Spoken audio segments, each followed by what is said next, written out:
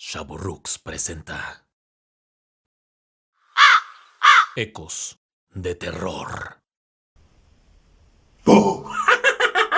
Buenas noches a todos. Espero estén bien. Bienvenidos una vez más. Como saben, yo soy Marduk y el día de hoy seré el centinela. ¿Saben? Hoy vi cosas muy extrañas. Vi algunos espíritus deambulando por ahí. ¿Quieren que los vayamos a buscar? Pues prepárense para el relato del día de hoy. Como saben, la noche se avecina y comienza mi guardia. Esto es Ecos de Terror.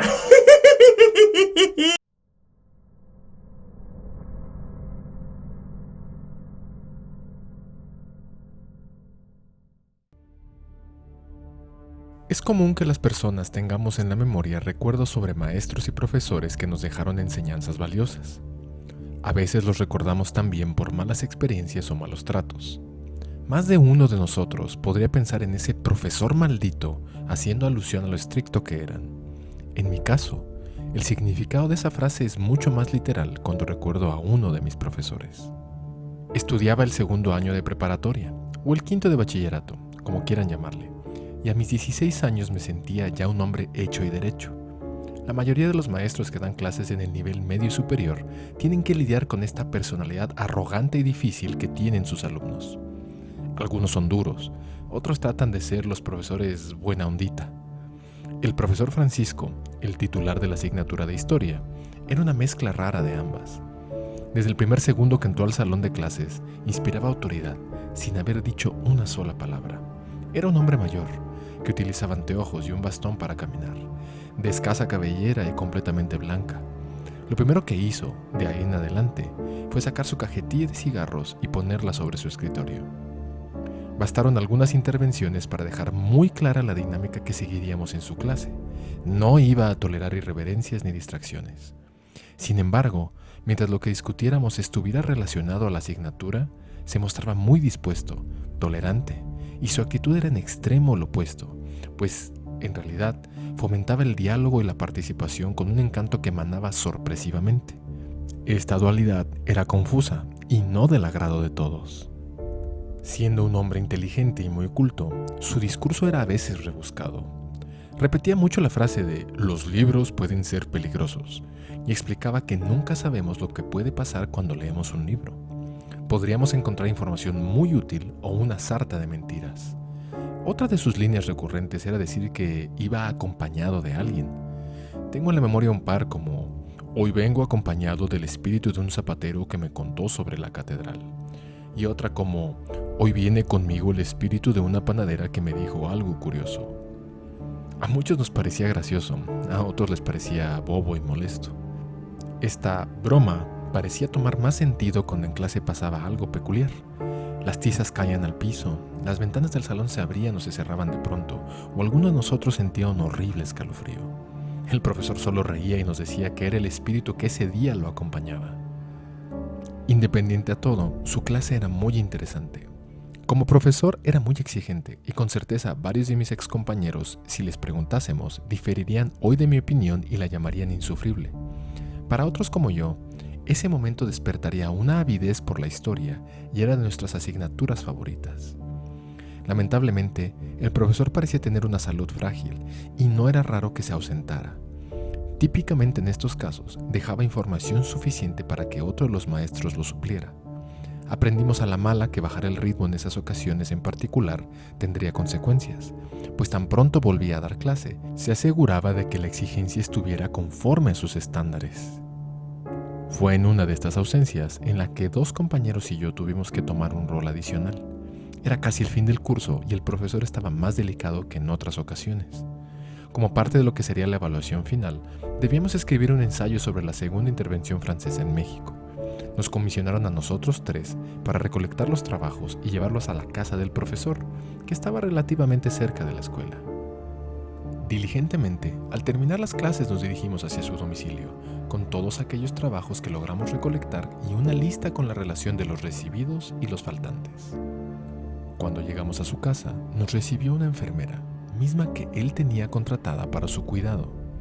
El lugar donde vivía el profesor era pintoresco, por así decirlo, repleto de libros y estantes y documentos. Escuchamos un grito que venía de la planta alta. «Pasen, suban, aquí los veo». La enfermera nos dijo que prepararía sus alimentos y nos indicó por dónde subir. Cuando llegamos a la recámara del profesor, estaba acostado en su cama, visiblemente mermado por lo que sea que tuviera, pero aún con algo de energía, la suficiente para recibirnos y seguir inspirando respeto. Nos indicó que dejáramos los trabajos sobre una pequeña mesa y entre nuestra mirada de asombro por la cantidad inmensa de libros, comenzó a contarnos la historia de algunos. Cuando nuestra mirada se desvió a uno que tenía separado, en una especie de vitrina con un candado plateado que aseguraba las puertas, nos dijo: «Ah, ese libro. Los libros son peligrosos, pero ese es letal». Al ver nuestro rostro confundido, prosiguió a explicar. En la época en la que él hacía investigación, encontró ese libro en un convento de Puebla. En sus páginas estaba el recuento de los pacientes de un curandero. La cuestión es que sus métodos de sanación no eran de medicina típica. Había casos ahí documentados de pacientes que no sobrevivían y cuyo espíritu estaba fijado en esas páginas. Cuando yo les digo que vengo con el espíritu de alguien, es porque he leído alguno de esos casos. Según el profesor, estas almas le contaban sobre eventos de su época y esto le ayudaba a entender mejor el periodo histórico, aunque todo esto con un precio, pues según él, esto era la causa de su evidente deterioro de salud. Mis compañeros y yo estábamos entre nerviosos e incrédulos. El profesor no dijo más y a pesar de estar tosiendo mucho, encendió un cigarrillo mientras nos miraba fijamente. Luego volteó a ver la vitrina, que vibró con fuerza, como si alguien quisiera abrirla y el candado lo estuviese impidiendo. «¡Ja! ¿Ya ven?», dijo el maestro mientras sonreía. Nosotros nos miramos solo por un segundo y nos despedimos del maestro, saliendo con prisa de su casa. Después de eso, tuvimos oportunidad de ver al maestro en clase una vez más, muy demacrado y débil. No parecía haberle importado mucho la visita que le hicimos. De hecho, actuó con toda la normalidad, como alguien que está tan habituado a una rutina que no la cambia por ninguna razón. Lamentablemente, un par de semanas después, nos dieron la noticia de que había fallecido. Mis compañeros y yo contamos lo experimentado en casa del maestro con las demás personas del salón. Pronto la historia se esparció y todos sabían sobre el libro que tenía en casa. Con los años, muchos de sus alumnos lo recuerdan simplemente por ser el maestro que tenía un libro maldito.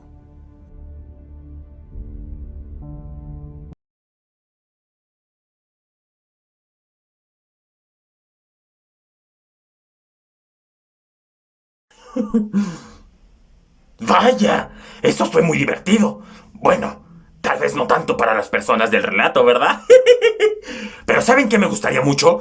Que compartan, den like y sobre todo se suscriban. ¿Qué? ¿Que ya se acabó? Ah, bueno, nos estaremos viendo muy pronto. ¡Hasta luego!